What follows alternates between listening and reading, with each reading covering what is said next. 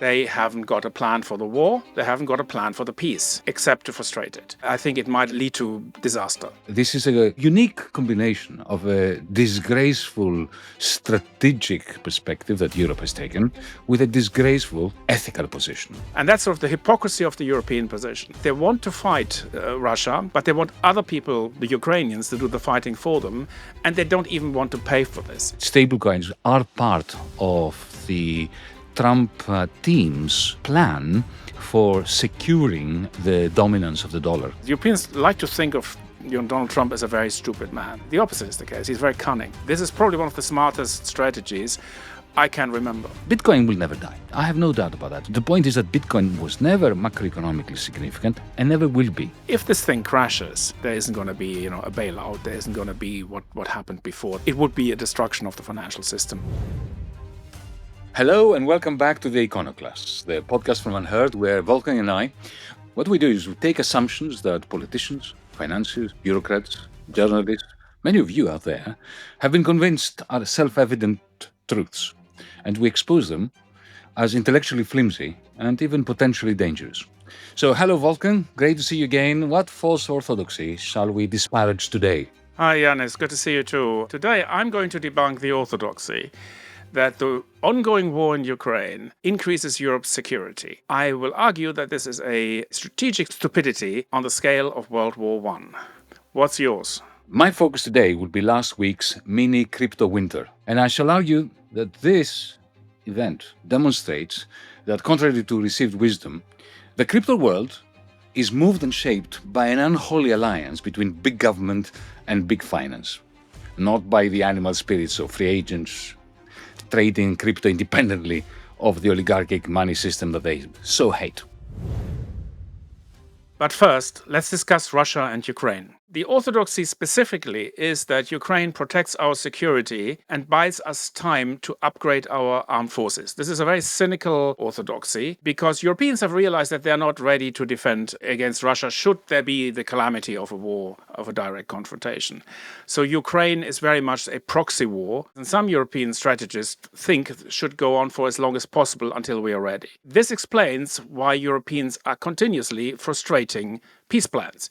You can see this whenever Trump comes up with something, and it's usually not thought through. I mean, we know how Trump does these things, how suddenly he comes up with peace plans, and how he sort of dispatches his envoy to Moscow, who comes up with a 28-point plan that was sort of leaked through various Russian telegram channels on the weekend. That was not coordinated with his own Secretary of State. So there's an awful lot of stuff that wasn't quite right in this. But the first European instinct was alarm. Whenever they do something, the Europeans basically want to knock this down. And the reason they want to knock this down is because I feel they don't want a plan. They don't want a peace. They're making demands. They came up with their own proposal, negotiated not with the Russians, not even with the Ukrainians, negotiated amongst each other. They finally agreed with each other what the plan should be, obviously completely unacceptable to Russia. A plan is for the birds. It's just an occasion to state your position, which Europeans have done before. It's not like it contains anything new. My sense is that they are trying to frustrate peace. The question now is, we're recording this on a Monday, so viewers of this podcast will have more information on the ongoing diplomatic process than we did when we talk about this. So I'm not going to predict what's going to happen. Where I see a real problem coming down the road for the Europeans in particular is that they haven't got a plan for the war. They haven't got a plan for the peace, except to frustrate it. And that's not going to end well. And I'm going to go into details a little later, what the European game plan is at this point, and why I think it is not only not going to work, why I think it might lead to disaster. European game plan? I wish there was one. There isn't one. And I think that you agree with this. Again, we are on the same page. This is a unique combination of a disgraceful strategic perspective that Europe has taken with a disgraceful, absolutely unacceptable and incontrovertibly impossible to defend ethical position. Because Europe has done nothing to win a war that may be unwinnable and everything to frustrate and to obstruct peace, as you said. Now, as long as Joe Biden was in charge, there was an alignment between what the Europeans and what the Americans were trying to do. It was still ill thought out, but at least it wasn't as farcical as it is today. Now, before we continue, Wolfgang, I think you know this as well as I do. We are about to be accused by several of our audience as reading out of the speaking points of Moscow and of being Putin's handmaiden. To kill this early on in our discussion, let me make the point that if you think, and it may be a legitimate argument, I don't agree with it, but if you think that Putin is the new Hitler, what you should do is you should send your troops in. If you're not prepared to send your troops in, and the Europeans are not prepared to send their troops in, this is very clear, then you seek peace. If you try to do neither seek peace nor send your troops in, then you're acting as an enemy of the Ukrainians while wrapping yourself up in the Ukrainian flag. And in the end, you are being Putin's handmaiden. I agree. I very much agree. There is a nuance of a difference. I think there's a third viable position, and that is to support Ukraine militarily to a point that they could achieve some of their war goals. The Europeans talked about this, and they never put their money where their mouth was. I feel the whole sort of rhetoric about Ukraine, it sort of has the quality of sort of an Oxford Union debate, sort of an intellectual exercises of self-righteous, self-confirmation. And in the end, we take a vote, and then, the Russians lose. And that's not how the war ends. Now, I think there would have been a feasible situation. It's not happening, and I would actually not have recommended it for the very reason that we know what the Europeans are like. We know they don't have fiscal money. Look, there's this, this British government not knowing whether to tax or whether to cut spending, and being completely in a straitjacket. And you talked about it last week, Yanis. There is the Germans with their debt breaks and with their fiscal constraints. The French are completely out of control and have no money for Ukraine, and they're basically admitting that they have no money to Ukraine. The Italians and Spanish don't care.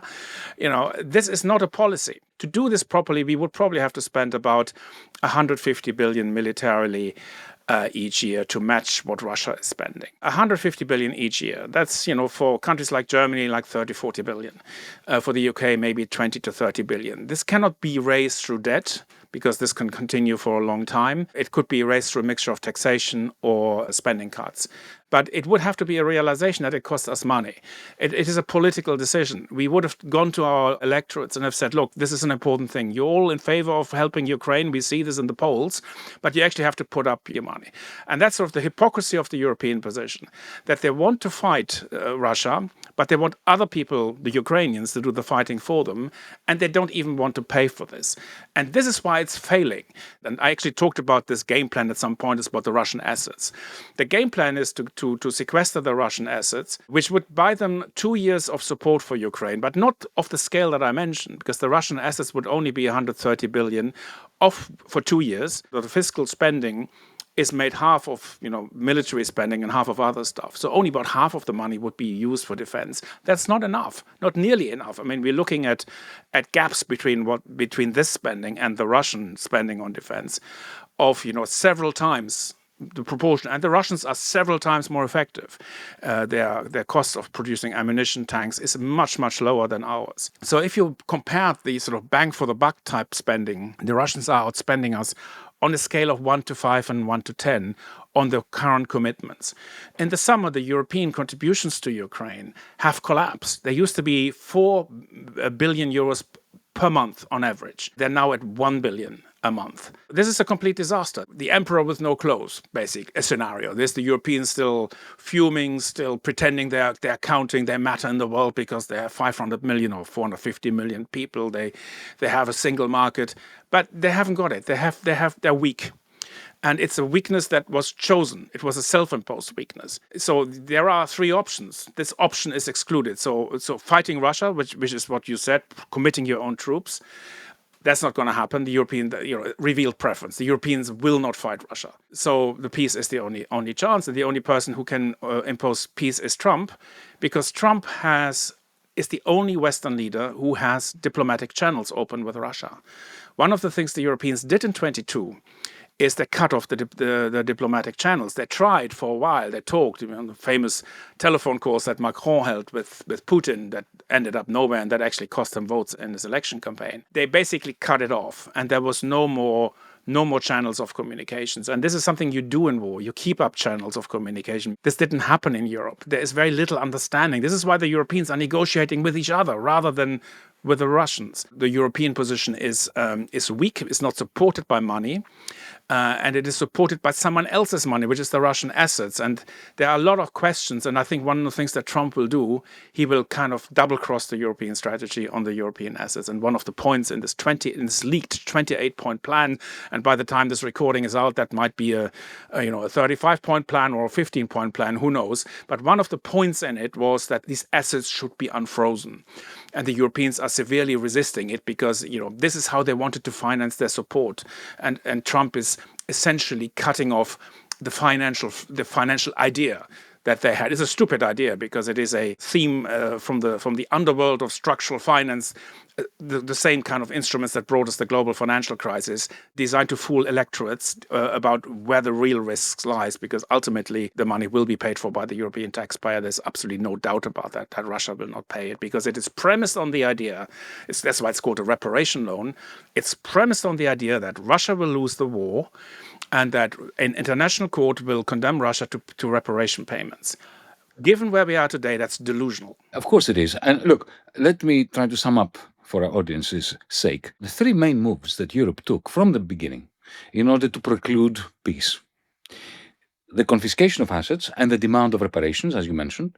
You can only demand reparations of somebody that you have defeated in the battlefields, something that the Europeans are not prepared to do, except through sending pitiful amounts of weaponry to the Ukrainians.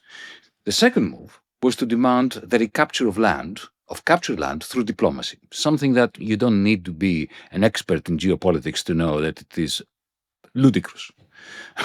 And the third, of course, is the Keir Starmer, Macron, and maybe Friedrich Merz commitment or project of creating a coalition of the willing that would station troops along the border, the ceasefire line, when it's utterly, they haven't thought it through. What would happen if they have 20, 35, 50,000 soldiers there and suddenly there is a confrontation? Are they going to start a war against Russia? When the Americans ended the Korean War or negotiated the ceasefire with the North Koreans in Korea, they stationed hundreds of thousands of troops and nuclear weapons, and the result is this iron wall going through the Korean peninsula. Well, the Americans are not prepared to do that. They didn't fight in Ukraine. The Europeans didn't fight in Ukraine. So there cannot be a coalition of the willing that is offering the guarantees that Ukraine quite naturally wants to have. Now, I would say a couple of other things, and I will do so as a Greek. Surprisingly, people on Twitter and elsewhere who are accusing me, because I have similar views to yours, of playing the Putin game. They ask me sometimes, and it's a legitimate question, what would you do if Turkey invaded Greece and demanded peace on terms that would effectively confiscate parts of your land? Well, they did. They did, in 1974, invade the northern part of Cyprus, which was almost 90% occupied by Greeks since ancient times. Now, it would be madness for anyone like me, being a Greek, to expect that diplomacy is going to get Turkey to say, okay, sorry, we made a mistake, we're going to get out of here. The notion of land for peace is a second best, but it is a lot better than the third and the fourth best. Now, the Europeans, as you have been explaining, have been at it since April of 2022. There was a pretty good deal that was being hammered out, as you know, in Turkey, between Russia and Ukraine. And it was the Europeans that stepped in and said to the Ukrainians, don't do that. We are going to make sure that you take Crimea back. So they led them down the garden path. I hear them say that we should never accept border changes brought about by military action. Now, that's a brilliant concept, a brilliant principle. I wish we could remain faithful to that. But what on earth did they think they were doing in 1999 when they were bombarding Yugoslavia to change the borders of Serbia?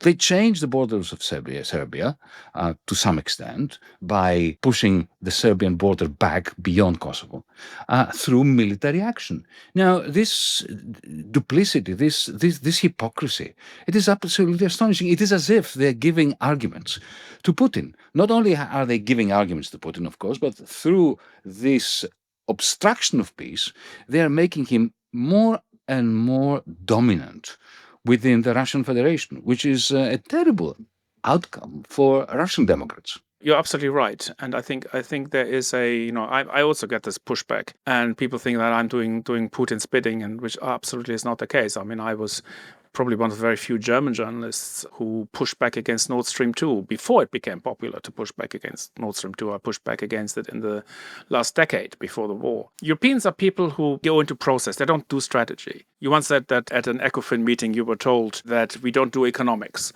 when you were finance minister. Exactly. They don't do economics in the finance ministries, and they don't do strategy in the foreign ministries.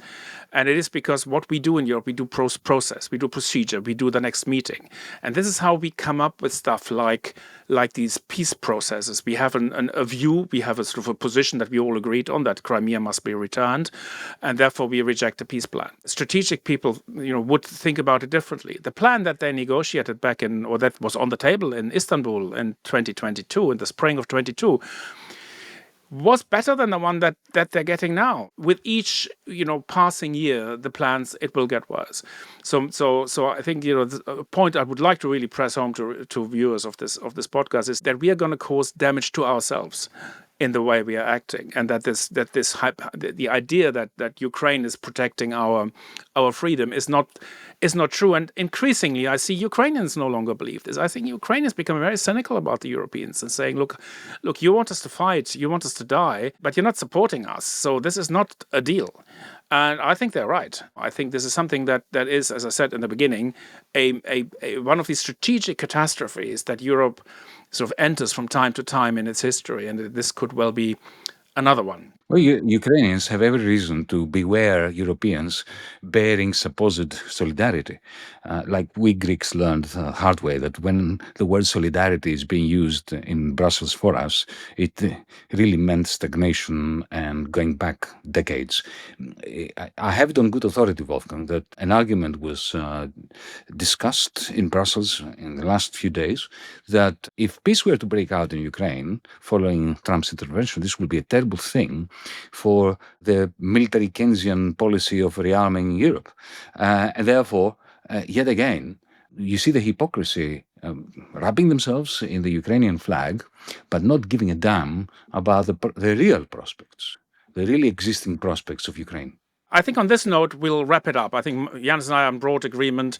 I think we debunked we tried to debunk the notion, we certainly debunked the notion that we're on the side of Putin. After the break, we shall be discussing my beef for the day, and that is the way in which crypto has been taken over by big government and big finance, the result being a mini crypto winter last week. We'll be back after the break. Don't go away. Welcome back to the Econoclasts. There is a romantic belief that crypto is a realm joyously free of governments, of central banks, of political shenanigans. At the risk of upsetting these libertarian dreams, this libertarian romance, I shall argue that last week's crypto mini winter, the sudden diminution in the valuation of all these cryptocurrencies like Bitcoin, Ethereum, and so on, this mini crypto winter, I shall be arguing, happened because of the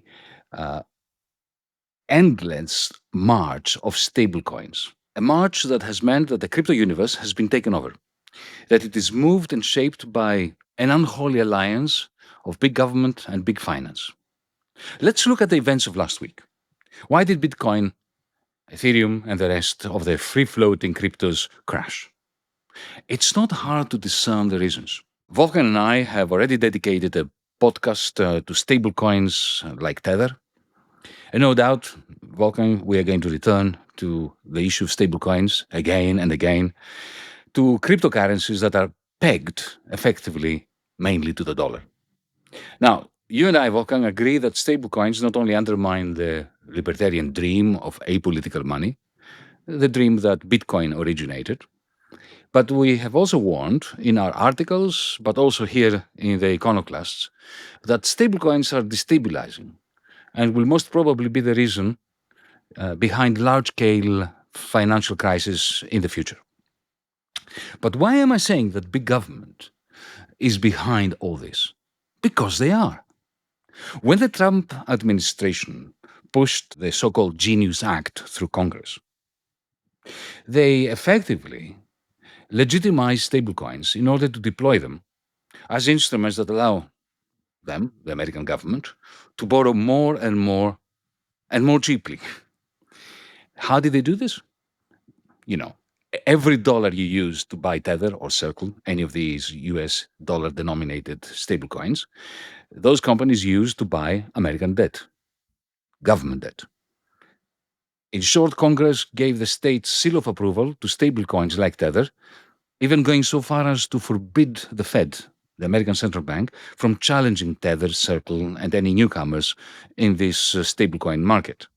And this is why I'm saying that big finance is also implicated, because Wall Street bankers like JP Morgan are keen to issue their own stablecoin, as are big tech from Meta to Amazon. Now, let's see how this played out last week. Encouraged by Trump's Genius Act, only last month, just over a period of 30 days, Tether minted a huge amount of new tokens. 17 billion of USDD was printed. And even more spectacularly, during the 24 hours before the crash of Bitcoin, Ether, and the other free-floating cryptocurrencies, Tether minted during those 24 hours another $1 billion of USDT tokens overnight. Is it not clear what happened? Here we have Tether minting unprecedented amounts of new dollar tokens that the American government is encouraging as a means for them to borrow more, but also as an instrument in its war to maintain the dollar's monopoly over international and national payments in a world where America's share of global production continues to shrink. Now, add to all this another juicy fact. Tether has already used some of its customers' dollars to buy 112 tons of gold. In other words, Tether is beginning to simulate a privately owned, offshore, stationed in El Salvador, central bank. Now, if you put all this together, what do you get? A simple, but I believe true explanation of why institutional and retail investors sold Bitcoin and Ether to buy Tether's tokens.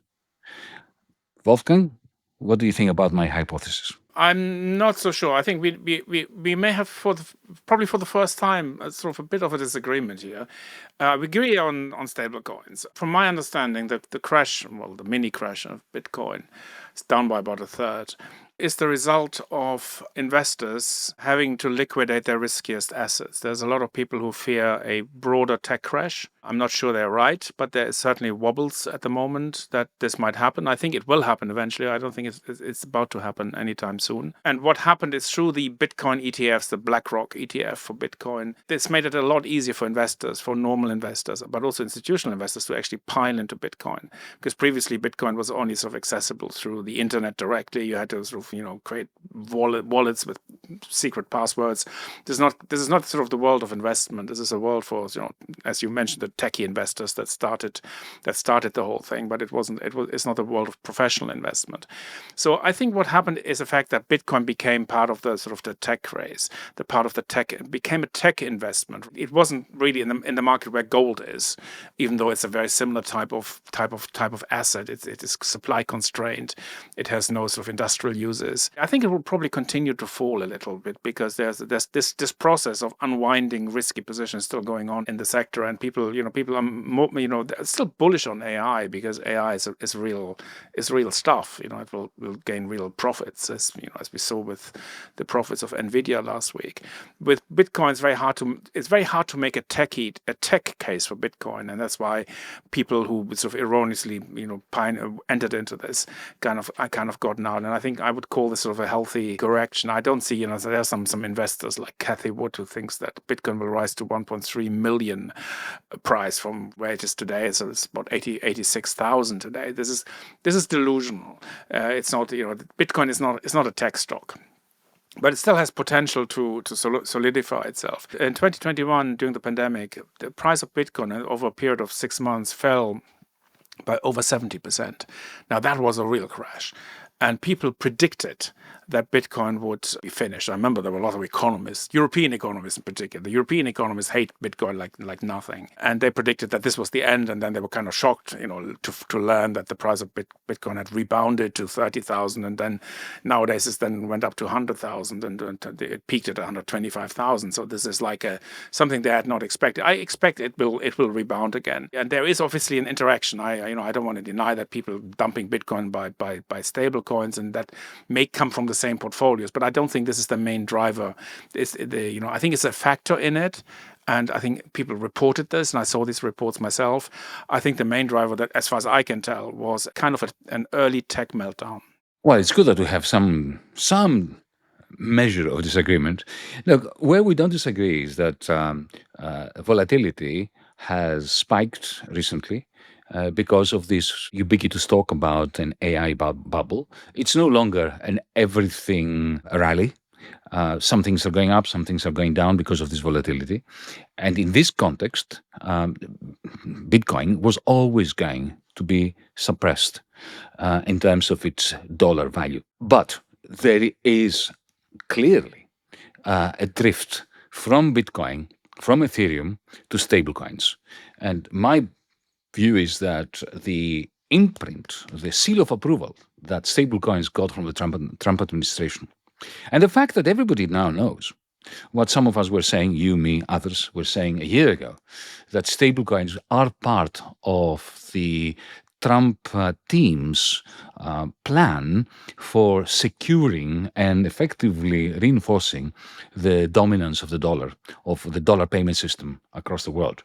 And therefore, it makes perfect sense that when you have enhanced volatility around doubts regarding the AI bubble or the hypothesis of AI bubble, that money shifts to stablecoins. But the massive increase in issuance of Tether and the fact that now Tether is also buying gold as a reserve backing its digital US dollar tokens, that I think is important. And Wolfgang, what really, I think, even if I'm not right yet, I think I will be proven right, not because I'm so smart, but because of what the United States Treasury is predicting.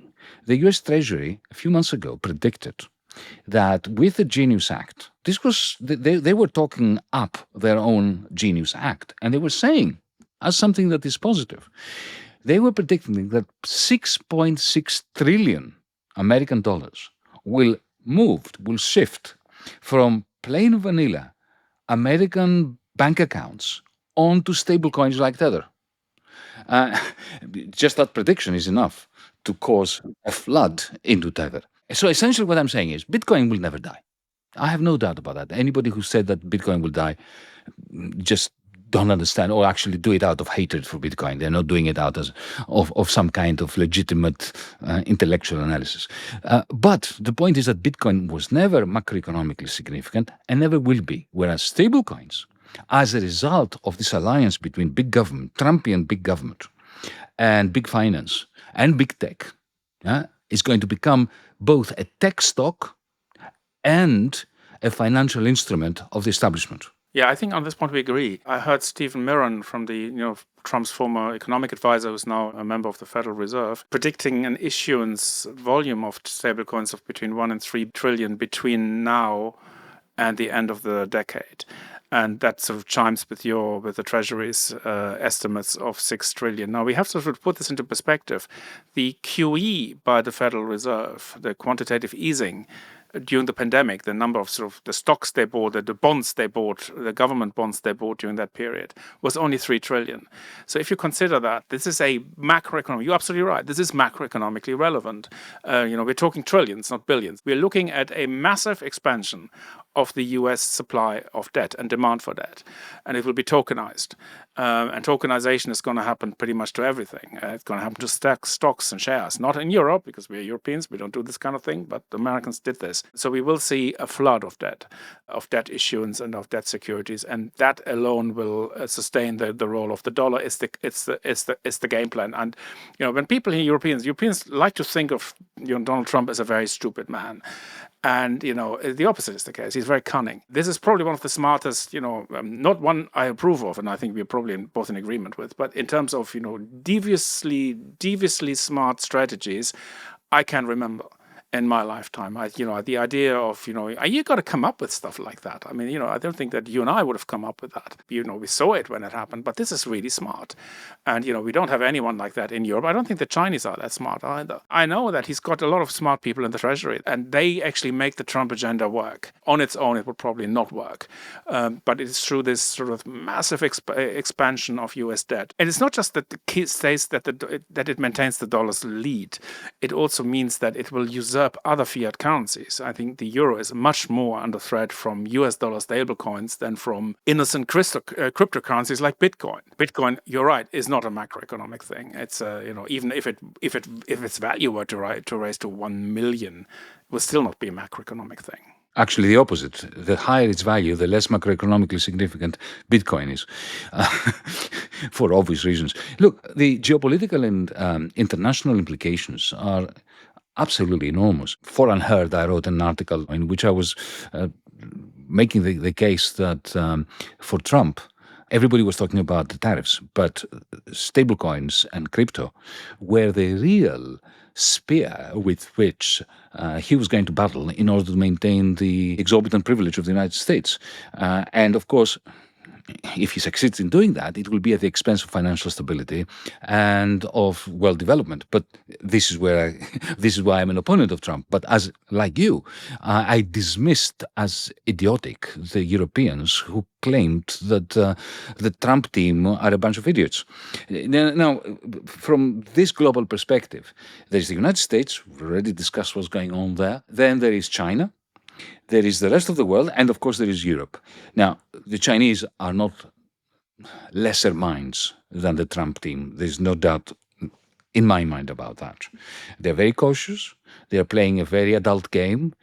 They are honing and developing their blockchain technologies, the BRICS Pay system, the digital currency of the Chinese central bank. This is all being put in place with a very long-term plan.